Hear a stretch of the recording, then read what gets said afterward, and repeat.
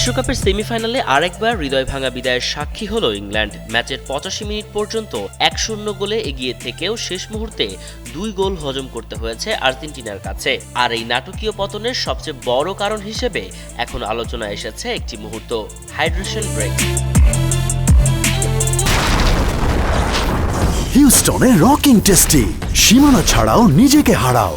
শুরু থেকে দারুণ ছন্দে ছিল ইংল্যান্ড। আর্জেন্টিনার শারীরিক ও আক্রমণাত্মক ফুটবল দারুণভাবে সামাল দিয়ে ম্যাচের নিয়ন্ত্রণ নিজেদের হাতেই রেখেছিল তারা। রক্ষণ ছিল দুর্ভেদ্য, আক্রমণেও ছিল আত্মবিশ্বাস। অনেকেই তখন ভাবছিলেন ফাইনালের টিকিট বুঝি তাদের নিশ্চিত।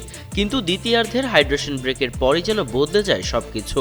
কোচ থমাস টুখেল দলকে ৪-২-৩-১ অ্যাটাকিং ফরমেশন থেকে সরিয়ে ৫-৪-১ রক্ষণাত্মক ফরমেশনে নিয়ে যান। আর সেখানেই যেন শুরু হয় বিপর্যয়। আক্রমণ থামিয়ে লিড রক্ষার কৌশল নিতে গিয়ে উল্টো আর্জেন্টিনাকে একের পর এক আক্রমণে আমন্ত্রণ জানায় ইংল্যান্ড। চাপ বাড়তেই ম্যাচের নিয়ন্ত্রণ পুরোপুরি চলে যায় আর্জেন্টিনার হাতে। আর ম্যাচের শেষ দিকে আসে ২ বিধ্বংসী গোল। ম্যাচ শেষে হতাশা লুকাতে পারেনি অধিনায়ক হ্যারি কেইনও। তিনি বলেন, আমরা ম্যাচের বেশিরভাগ সময় ভালো খেলেছি, কিন্তু ১-০ গোলে এগিয়ে যাওয়ার পর শুধু লিড ধরে রাখার চেষ্টা করেছি। এই পর্যায়ের ফুটবলে এতটুকু করলেই হয় না। কেইন আরও যোগ করেন, ওরা গোল করার পর আরও বেশি খেলোয়াড় নিয়ে আক্রমণে ওঠে। আমরা শুধু আক্রমণের ঢেউ সামলানোর চেষ্টা করেছি, কিন্তু শেষ পর্যন্ত সেটাই যথেষ্ট হয়নি।